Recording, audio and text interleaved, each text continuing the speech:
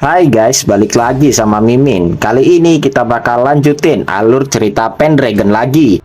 Bagi yang belum lihat part sebelumnya, bisa cek link playlist yang ada di deskripsi. Link traktiran kopi juga ada di situ ya. Langsung aja ke ceritanya. Part kemarin berakhir, di mana atas saran dari Vincent, Eren pun langsung datang untuk menemui Luna yang tengah sendiri. Luna yang melihat kedatangan Eren pun tentunya merasa terkejut.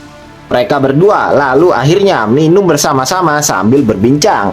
Di sana Eren berterima kasih atas kerja keras dari Luna yang sangat memuaskan. Bahkan Vincent terus saja memuji kinerja Luna itu. Luna yang mendapatkan pujian dari Eren pun sontak menjadi malu-malu. Dan Eren melanjutkan perkataannya. Ia bilang kalau Luna telah banyak berubah sejak pertama kali mereka bertemu. Luna pun menjawab bahwa dirinya memang ada perubahan, tapi tidak sebanyak perubahan pada Eren. Luna mengakui dulu ia sama sekali tidak menyukai Eren, terutama saat Eren mengalami koma. Namun setelah Eren sadar kembali, Luna merasa bahwa Eren telah menjadi orang yang berbeda. Dan dari sanalah ia mulai menyadari perasaannya. Bukan hanya itu saja, semenjak Eren kembali dari sisuk, Luna kembali merasakan kalau Eren telah berubah lagi, di mana ia menyadari bahwa Eren telah menemukan tujuan dari hidupnya. Karena itulah Luna juga ingin berubah seperti Eren. Daripada menikah demi keluarganya, ia memutuskan untuk meninggalkan tradisi itu dan bertekad untuk hidup demi dirinya sendiri. Eren yang mendengar perkataan dari Luna pun terdiam sesaat, karena apa yang dikatakan Luna sangat relate dengan dirinya. Luna pun kembali mengingatkan Eren akan kata-katanya dulu di wilayah Seiroth, di mana Eren berkata akan memastikan orang-orang dan negara bisa hidup berdampingan dengan damai. Dan apa yang dikatakan Eren itu telah terwujud sekarang. Jadi Luna sekarang menghormati Eren bukan hanya sebagai pria saja, tetapi ia juga menghormati Eren sebagai pemimpin yang ingin mensejahterakan rakyatnya. Eren yang mendengar itu pun sontak terkejut. Dan Luna melanjutkan perkataannya. Ia berkata, terlepas Eren menyukainya atau tidak, namun ia akan tetap menjadi kekuatan bagi Eren. Eren yang mendengar pengakuan Luna itu pun lalu tertunduk dan terdiam. Dan ia lalu bertanya kepada Luna. Namun sebelum itu ia tak kuasa untuk melontarkan pertanyaannya, karena dirinya masihlah terbayang-bayang akan kehidupannya yang dulu sebagai Raven. Dan hal yang sangat ingin ditanyakan Eren adalah, apakah Luna benar-benar menyukai dirinya yang asli atau hanya menyukainya sebagai Eren saja? Eren pun terus kepikiran akan hal itu sampai-sampai ia terdiam cukup lama.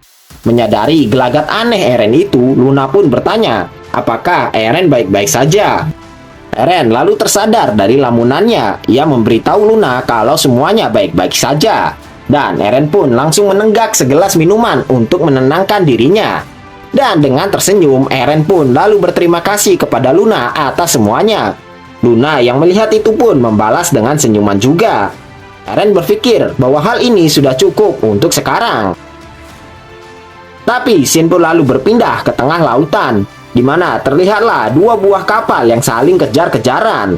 Salah satu kapal tersebut adalah kapal milik para bajak laut yang suka membuat onar di lautan. Dan kapal satunya lagi adalah kapal milik para bangsawan kerajaan yang sedang diincar oleh para bajak laut itu. Para bangsawan yang melihat kemunculan para bajak laut itu pun sontak ketakutan. Dan setelah para bajak laut itu berhasil masuk ke dalam kapal, mereka pun langsung membuat kekacauan di sana. Di mana dengan membabi buta, mereka pun langsung membabat habis seluruh bangsawan yang menjadi penumpang kapal tersebut. Salah satu bangsawan pun mencoba untuk melarikan diri.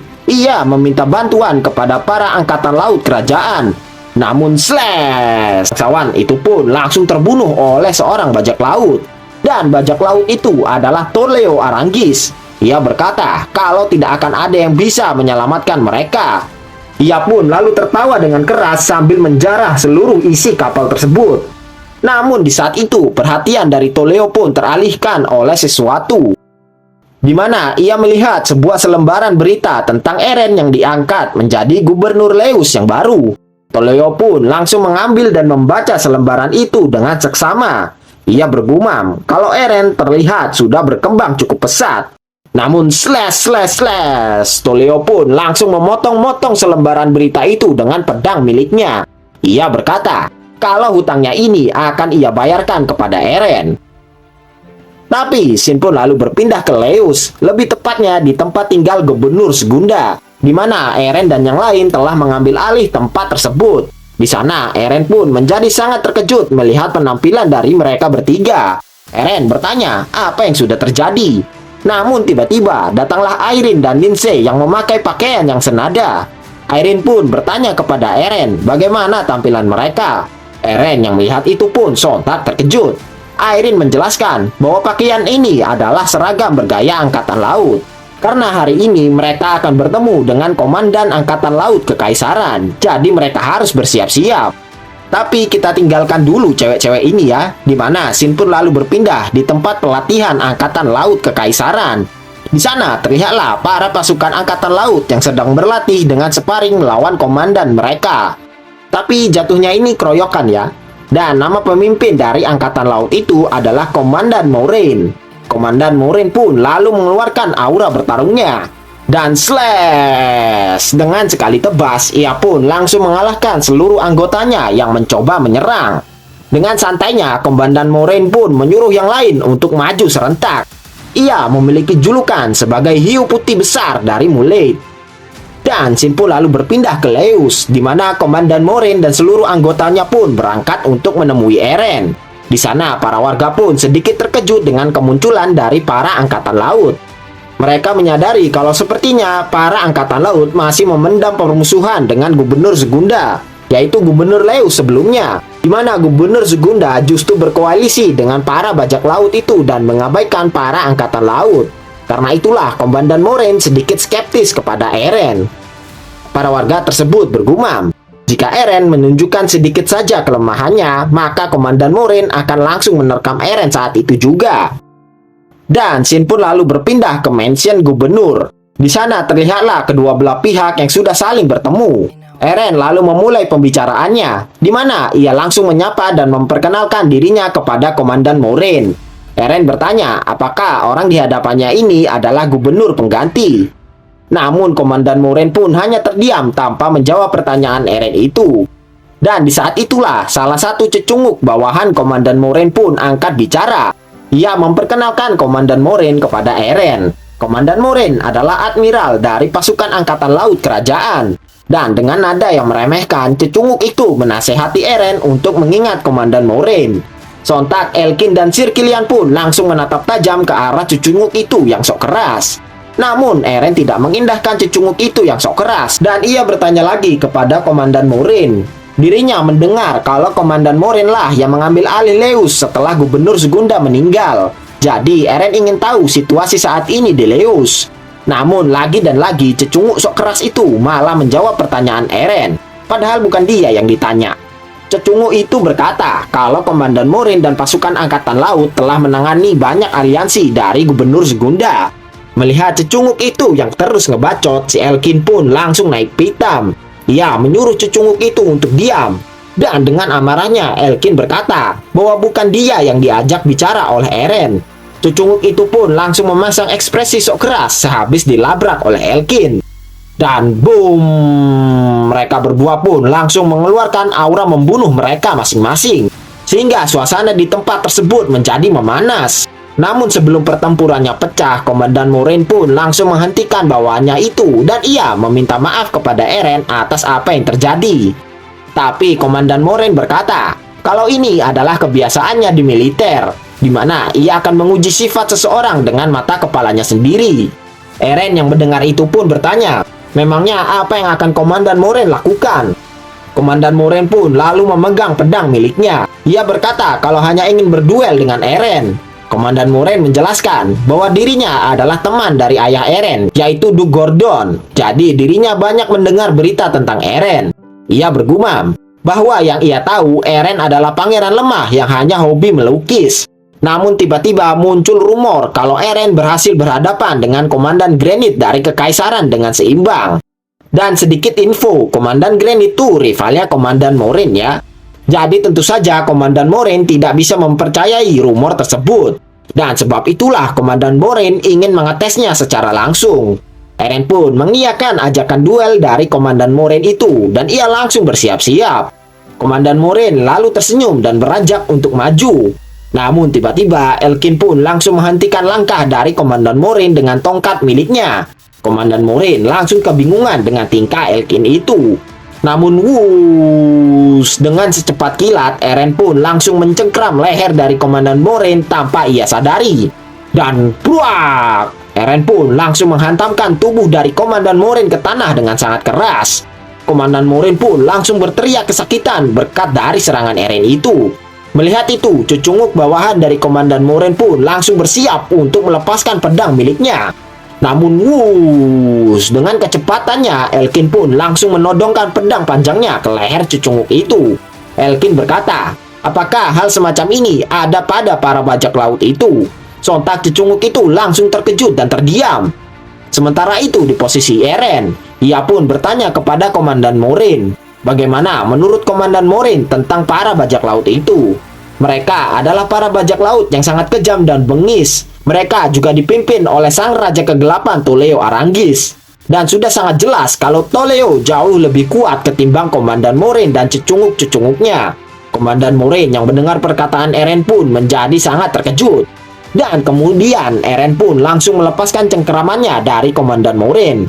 Eren berkata kalau dirinya tidak punya waktu untuk meladeni permintaan duel dari Komandan Morin. Para anggota Angkatan Laut pun langsung terdiam setelah mendengar perkataan Eren. Namun di saat itu Komandan Morin lalu berkata, sebagai Gubernur Leus, Eren seharusnya tidak berkata seperti itu.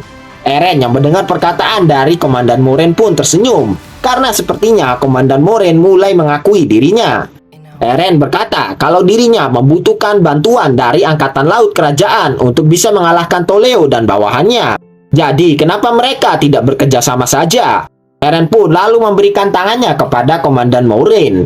Dan Komandan Morin pun langsung menyambut tangan Eren itu. Ia berkata akan dengan senang hati bekerja sama dengan Eren. Dan scene pun lalu berpindah, di mana terlihatlah beberapa bajak laut yang sedang mencari mangsa untuk mereka jarah. Dan di saat itu mereka pun bertemu dengan sebuah kapal dagang yang sedang berlayar. Tanpa pikir panjang, para bajak laut itu pun langsung menargetkan kapal tersebut untuk dijarah. Namun sebelum mereka melakukan aksinya, dari kejauhan terlihatlah kapal dari Angkatan Laut Kekaisaran yang datang mendekat. Para kru kapal pun sontak senang melihat kemunculan dari Angkatan Laut. Karena dengan begini maka mereka akan terlindungi dari serangan para bajak laut. Namun para bajak laut pun sama sekali tidak merasa takut dengan keberadaan Angkatan Laut. Mereka berpikir akan dapat dengan mudah mengalahkan seluruh anggota Angkatan Laut. Namun suatu hal yang tidak disangka pun terjadi, sehingga membuat para bajak laut itu terkejut. Di mana kapal dari Angkatan Laut Kekaisaran ternyata didampingi oleh pasukan Griffin milik Pendragon. Di mana yang memimpin pasukan Griffin tersebut adalah Elkin langsung. Elkin dan pasukannya pun langsung menerobos ke depan dan menyerang para bajak laut itu dari udara. Para bajak laut itu pun sontak kewalahan karena mereka tidak mengira kalau Pendragon akan ikut andil. Dan dengan gampangnya Elkin pun langsung membabat habis seluruh bajak laut itu tanpa adanya perlawanan. Tapi scene pun lalu berpindah, di mana terlihatlah Komandan Morin dan cucunguknya yang datang ke sebuah bar di kota Leus. Pemilik bar tersebut awalnya tidak mau mengaku kalau ia memiliki hubungan dengan para bajak laut. Ia beralasan kalau dirinya cuma menerima bajak laut itu seperti pelanggan biasa. Dan apa yang dituduhkan oleh Komandan Morin tidaklah benar. Namun tanpa basa-basi, Komandan Morin pun langsung mencabut pedang miliknya. Ia langsung mengarahkan pedangnya itu kepada pemilik bar tersebut. Pemilik bar tersebut pun sontak ketakutan dan ia berteriak apa yang sudah dilakukan oleh Komandan Morin. Namun Komandan Morin pun langsung menyuruh cucunguknya untuk menunjukkan bukti milik mereka. Lalu si cucunguk itu pun mengeluarkan sebuah surat yang berisikan cap darah dari pemilik bar tersebut. Di mana di dalam surat tersebut, pemilik bar ini terbukti menyuap Gubernur Sugunda agar bisa menjual barang ilegal dari para bajak laut. Pemilik bar tersebut pun auto ketar-ketir setelah Komandan Morin mengeluarkan buktinya. Dan Komandan Morin pun mengeluarkan aura membunuhnya. Ia menyuruh pemilik bar itu untuk mengaku, kalau tidak ia akan langsung mengeksekusinya di tempat. Dan akhirnya pemilik bar tersebut yang sudah tidak bisa mengelak langsung menyerahkan dirinya untuk ditangkap oleh Komandan Morin. Dan hal ini terjadi berkat usulan dari Eren, di mana mereka berencana untuk menghancurkan bisnis-bisnis gelap milik Toledo Aranguiz, sehingga aliran dana kepada Toledo akan langsung terputus. Dan berkat bantuan dari Vincent yang merupakan mantan tangan kanan Gubernur Segunda, maka hal ini dapat diselesaikan lebih mudah lagi. Komandan Moraine berkata bahwa tidak ada negosiasi bagi mereka yang bekerja sama dengan para bajak laut. Dan Eren juga telah membuat aturan baru, di mana semua aktivitas para bajak laut, baik di darat ataupun di lautan, harus dihancurkan. Jadi, para bajak laut pun memilih untuk mundur ke arah pulau kecil di Laut Mulek, karena di sana tidak terlalu ada penjagaan. Tetapi setibanya mereka di sana, pasukan dari White Dragon pun sudah menunggu mereka. Dan trot, para bajak laut itu langsung dibabat habis. Dan berkat strategi ini, pembasmian para bajak laut tidak akan memakan banyak waktu lagi. Berita tersebut pun juga terdengar sampai di kediaman Pendragon, di mana kepala pelayan yang mendengarnya turut senang. Namun berbeda halnya dengan Vincent yang tidak menunjukkan ekspresi apapun. Dan Shin pun lalu berpindah ke Luna yang juga membaca berita tersebut. Ia turut senang dengan pencapaian yang didapatkan oleh Eren itu. Jadi, untuk mengejar ketertinggalannya, Luna pun memutuskan untuk bekerja lebih keras lagi. Ia pun langsung mengecek list pertemuannya dengan pedagang selanjutnya. Dan di saat itu, Luna menjadi sangat terkejut, karena pedagang yang ia akan temui selanjutnya adalah si Joseph Briden. Bagi yang lupa, Joseph itu mantan kesatriannya Luna yang sok keras di chapter-chapter awal. Tapi dia udah dikasih tahu ya sama Eren. Si Luna yang melihat itu pun sontak menjadi siksyak shock.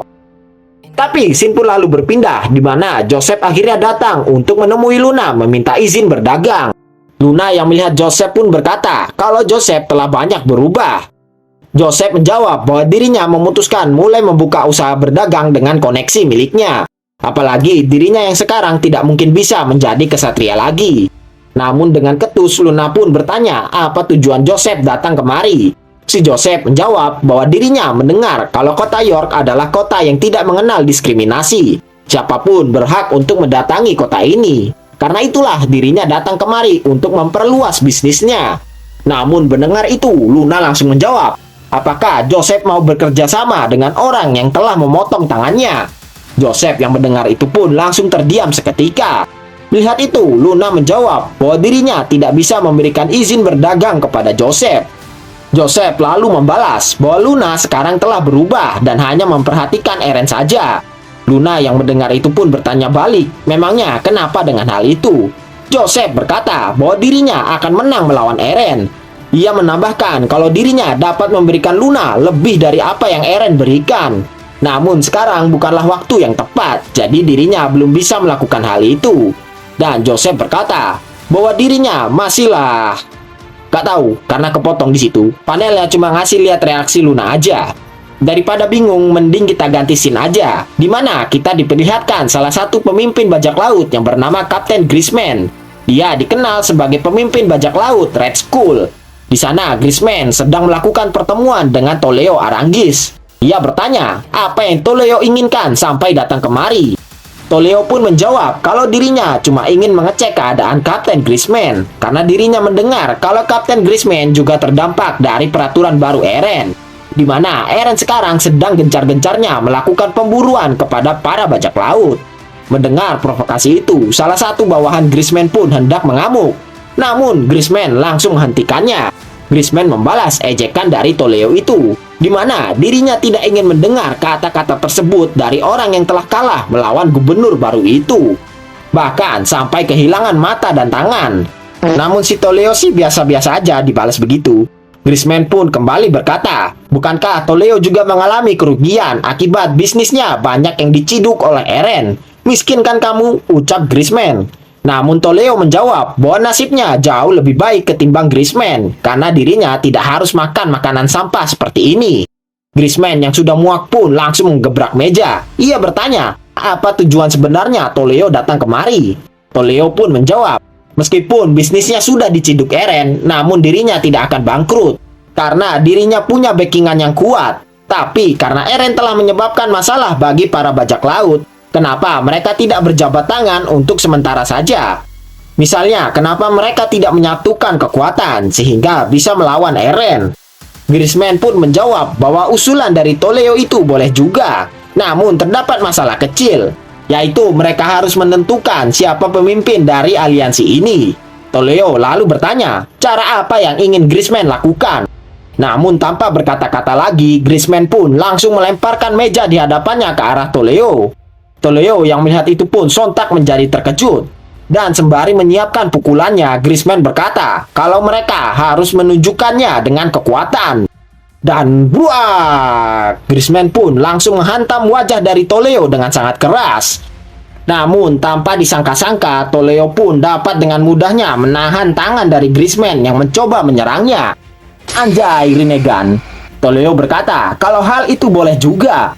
Dan krak, Toleo pun langsung meremas tangan dari Griezmann dengan sangat keras. Griezmann langsung berteriak kesakitan karena tangannya hampir remuk diremas oleh Toleo. Griezmann meminta Toleo untuk melepaskan tangannya dan dia menyerah.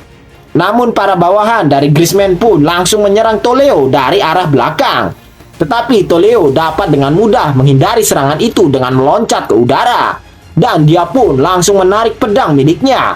Dan wuss, dengan kekuatan dari mata kanannya, Toleo pun menciptakan kobaran api yang cukup besar di pedangnya.